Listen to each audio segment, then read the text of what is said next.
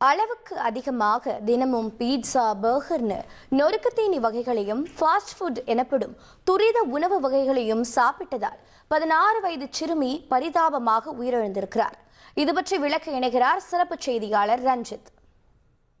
வணக்கம் நேயர்களே. அதாவது உத்தரப்பிரதேச மாநிலம் அம்ரோஹாவை சேர்ந்த 16 வயது சிறுமி அஹானா அப்படிங்கிறவங்க தான் இப்ப உயிரிழந்திருக்கிறாங்க. இவங்க ஒரு தனியார் பள்ளியில +1 படிச்சுட்டு வந்திருக்கிறாங்க. ஓரளவுக்கு வசதியான குடும்பம். இவங்க தான் இப்ப டெல்லி எய்ம்ஸ் மருத்துவமனையில சிகிச்சை பலனின்றி உயிரிழந்திருக்கிறாங்க. என்ன நடந்தது அப்படின்னு நம்ம பார்க்கலாம். அதாவது உத்தரப்பிரதேசத்தை சேர்ந்த விவசாயி மன்சூர் கான் அப்படிங்கிறவருக்கு ஒரு மகன் மற்றும் 2 மகள்கள். இதுல இளைய மகள் பெயர் அஹானா. தினமும் வீட்டில் சமைக்கக்கூடிய உணவுகளை தவிர்த்துவிட்டு வெளியிலிருந்து பீட்சா, பர்கர்னு ஜங்க் ஃபுட் உணவுகளையும் ஃபாஸ்ட் ஃபுட் அதாவது துரித உணவுகளை மட்டுமே சாப்பிடுவதை இவர் வாடிக்கையாக வைத்திருந்தார். ஒரு நாள் அவருக்கு, அதாவது கடந்த நவம்பர் மாதத்தில் திடீர்னு அவருக்கு தாங்க முடியாத ஒரு கடும் வயிற்று வலி ஏற்பட்டது. இதைத் தொடர்ந்து மொரதாபாத்தில் இருக்கக்கூடிய ஒரு தனியார் மருத்துவமனைக்கு அழைத்து சென்று அவரை பரிசோதனை செய்ததில் அவருக்கு அதிக அளவிலான துரித உணவுகள் சாப்பிட்டு குடல் சேதமடைந்தது கண்டுபிடிக்கப்பட்டிருக்கிறது. ஒட்டுமொத்தமாக டைஜஸ்டிவ் சிஸ்டம்னு சொல்லப்படக்கூடிய அந்த செரிமான அமைப்பு இருக்கு இல்லையா, அது மிக கடுமையாக பாதிக்கப்பட்டது தெரிய வந்தது. குடல்ல ஓட்டை விழுந்து விட்டதாக மருத்துவர்கள் சொல்ல அவரது குடும்பத்தினர் அதிர்ச்சி அடைந்து விட்டார்கள். இதனால சிறுமியின் உடல்நிலை ரொம்பவே மோசமடைந்ததை தொடர்ந்து டெல்லியில் இருக்கக்கூடிய எய்ம்ஸ் மருத்துவமனையில் அனுமதிக்கப்பட்டு சிகிச்சை பெற்று வந்தார். சிறுமியின், அதாவது வயிற்றில் இருக்கக்கூடிய அந்த குடல் பகுதிகள் ஒன்றோடு ஒன்று ஒட்டி கொண்டு விட்டது. இதனால அறுவை சிகிச்சை செய்தும் பலன் தரவில்லை. 10 நாட்களுக்கு மேல சிகிச்சை பெற்றும் கடைசியில் சிகிச்சை பலனின்றி சிறுமி உயிரிழந்தது அவரது குடும்பத்தினரிடையே சோகத்தை ஏற்படுத்தியிருக்கின்றது. தற்போது நம்மிடையே குழந்தைகள் நல மருத்துவர் டாக்டர் ஸ்வேதா இணையறாங்க. அவர்கிட்ட இதை பத்தி நம்ம பேசலாம். மேடம் வணக்கம், இணைப்பில் இணைந்தமைக்கு நன்றி. இப்ப பொதுவா பீட்சா, பர்கர் மாதிரியான இந்த ஜங்க் ஃபுட் அப்படிங்கிறது கன்சப்ஷன் ரொம்பவே காமனா இருக்கு. இதனால இந்த அளவுக்கு ஒரு சீரியஸான பிரச்சனை ஏற்படுமா என்ன? சார், இப்போ மக்கள் எப்படி எப்பவுமே நினைப்பாங்க அப்படின்னா, இந்த மாதிரி பீட்சா, பர்கர் இதெல்லாம் சாப்பிடும்போது ஒரு 40 வயசுக்கு அதுக்கப்புறமா இந்த பிபி வருது, அதுக்கப்புறமா டயபெட்டிஸ் அப்படின்ற சொல்ற இந்த நோய்கள்லாம் வரும். சின்ன வயசுல கல்ல சாப்பிட்டாலும் செரிமானம் ஆகும் அப்படிங்கிற மாதிரி ஒரு நினைப்பு இருக்கு. அதனால சின்ன வயசுல இருக்கும்போது நம்ம பசங்க ஓடி ஆடி விளையாடுவாங்க, அதனால சாப்பிடலாம், அப்படி அதுக்கு ஒரு லிமிட் கிடையாது, ரெஸ்ட்ரிக்ஷன்ஸ் கிடையாது அப்படின்னு நினைச்சுக்கிறாங்க. அது அப்படி கிடையாது. இந்தியன் அகாடமி ஆஃப் பீடியாட்ரிக்ஸ் ஒரு சர்வே பண்ணி பார்த்தாங்க.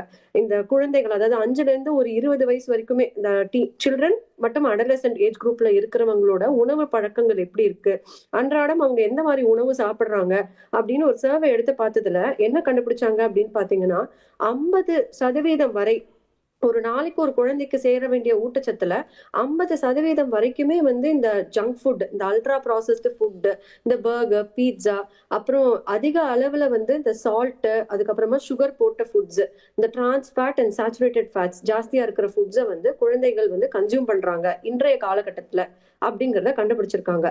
முன்னாடியை விட இது ரொம்ப பல மடங்கு ஜாஸ்தி. இந்த மாதிரிப்பட்ட ஒரு சூழ்நிலையில என்ன ஆகுது அப்படின்னு பாத்தீங்கன்னா, உடல் பருமன் முதல்ல ஜாஸ்தி ஆகுது. ஒபிசிட்டி அப்படின்னு சொல்ற அந்த உடல் பருமன் ஜாஸ்தியாகி அதுக்கப்புறம் மெல்ல மெல்லமா அடுத்தடுத்த பிரச்சனைகள் வர ஆரம்பிக்குது. மெட்டபாலிக் சிண்ட்ரோம் அப்படின்னு நம்ம சொல்லுவோம். அதாவது என்ன அப்படின்னு பாத்தீங்கன்னா, இன்சுலின் அப்படிங்கிற அந்த ஹார்மோன் ரெசிஸ்டன்ஸ் ஆக ஆரம்பிக்குது. அதாவது ஒரு ப்ரீ டயபெட்டிக் ஸ்டேஜ் அந்த மாதிரி ஆரம்பிக்குது. ரத்த அழுத்தம் ஜாஸ்தி ஆகுது. மேலும் நம்ம உடல்ல குட் கொலஸ்ட்ரால் அப்படின்னு சொல்ற இந்த HDL அப்படிங்கிறது குறைஞ்சு பேட் கொலஸ்ட்ரால் அப்படின்னு சொல்ற இந்த LDL அப்படிங்கிறது ஜாஸ்தி ஆகுது. இதனால என்ன ஆகுதுன்னா, ஃபேட்டி லிவர், இந்த மாதிரிப்பட்ட பிரச்சனைகள், அப்புறம் ப்ரீமெச்சூர் அத்ரோஸ்பிரோசிஸ், அதாவது ஹார்ட் டிசீசஸ் வரத்துக்கு இது எல்லாமே ரொம்ப ஃபாஸ்டா ஆக்சலரேட் பண்ண ஆரம்பிக்குது. இதெல்லாம் உடல் சம்பந்தப்பட்ட பிரச்சனைகள் 30-40 வயசுல வரணும்னு இல்ல, சின்ன குழந்தைகள் அடலசன்ட் ஏஜ் குரூப்லயே இதெல்லாம் மெல்ல மெல்ல வர ஆரம்பிக்குது. இதனால அதிக அளவுல இந்த ஜங்க் ஃபுட் சாப்பிடறதுனால. இது மட்டும் இல்லாம நம்ம ஜங்க் ஃபுட் சாப்பிடும்போது நம்ம நிறைய இந்த ரோட் சைட் ஷாப்ஸ்ல அங்கெல்லாம் சாப்பிடும்போது இந்த ஹைஜீனிக் பிராக்டிசஸ்ல செய்யாத பட்சத்துல டைஃபாய்டு வருது. டைஃபாய்டுனால வர செப்சிஸ், இந்த மாதிரிப்பட்ட பிரச்சனைகளுமே வருது. மேடம் சுருக்கமா மேடம், இப்ப ஒருவர் ஜங்க் ஃபுட்டை இப்ப நம்ம வாழ்நாள்ல தவிர்க்கவே முடியாதது. பேரண்ட்ஸ் பிள்ளைகள் கேட்கறாங்களே ஆசையா அப்படிங்கறதுனால வாங்கி கொடுக்கறாங்க. எத்தனை நாளைக்கு ஒரு முறை சாப்பிடலாம், எவ்வளவு சாப்பிடலாம்? சார் லெஸ் தென் 2 இயர்ஸ் அப்படின்னு பார்த்தா கண்டிப்பா கொடுக்கவே கூடாது. 2 to 5 இயர்ஸ்லயுமே முடிஞ்ச அளவுக்கு தவிர்க்கணும். 5 வயசுக்கு மேற்பட்ட குழந்தைகளுக்கு வந்து சாப்பிடலாம் அப்படின்னு பாத்தீங்கன்னா வந்துட்டு ஒரு வாரத்துக்கு மேக்சிமம் ஒரு வாட்டி, அதுக்கு மேல கொடுக்கவே கூடாது சார். அதுவும் அந்த ஜங்க் ஃபுட்ஸ்னா வெறும் பீட்சா பர்கர் மட்டும் கிடையாது. அதிக அளவுல சுகர் சால்ட் போட்ட ஃபுட்ஸுமே எதுவுமே கொடுக்க கூடாது. வீட்டுல செஞ்சாலுமே எண்ணெயில பொரிச்ச உணவுகள் அதெல்லாம் மேக்சிமம் ஒரு வாரத்துல ஒரு வாட்டி தான் கொடுக்கலாம். வளர்ந்த adult எத்தனை சாப்பிடலாம் மேடம்? ஒரு வளர்ந்த அடல்ட் வந்து எத்தனை நாளைக்கு எத்தனை முறை சாப்பிடலாம்? வளர்ந்த அடல்ட்டுக்குமே வந்து இந்த moderation is the key sir. Maximum 1 to 2 times per month வந்துட்டு அலவுடு. மேக்ஸிமம் போனா 1 to 2 டைம்ஸ் பர் மந்த். இதுக்கு மேல வந்துட்டு நாட் அலவுட், நாட் அட்வைசபிள். நன்றிங்க மேடம். இணைப்பில் வந்து உங்களுடைய கருத்துக்களை பகிர்ந்து கொண்டமைக்கு மிக்க நன்றி. நேர்களே, தற்போது இந்த உத்தரப்பிரதேச பள்ளி மாணவி உயிரிழந்த சம்பவத்தில் ஒவ்வொரு பெற்றோரும் புரிந்து கொள்ள வேண்டியது என்ன அப்படின்னா, நம்முடைய குழந்தைகள் ஆசையாக கேட்கிறார்களே அப்படிங்கிற காரணத்துக்காக அவர்களுடைய உடல் நலத்திற்கு மிகப்பெரிய தீங்கை ஏற்படுத்தக்கூடிய ஜங்க் ஃபுட்டாக இருந்தாலும் சரி, ஃபாஸ்ட் ஃபுட்டாக இருந்தாலும் சரி, அதை வாங்கி கொடுப்பதை அறவே தவிர்க்க வேண்டும் என்பதே மருத்துவ நிபுணர்களின் கருத்தாக இருக்கின்றது. நன்றி ரஞ்சித்.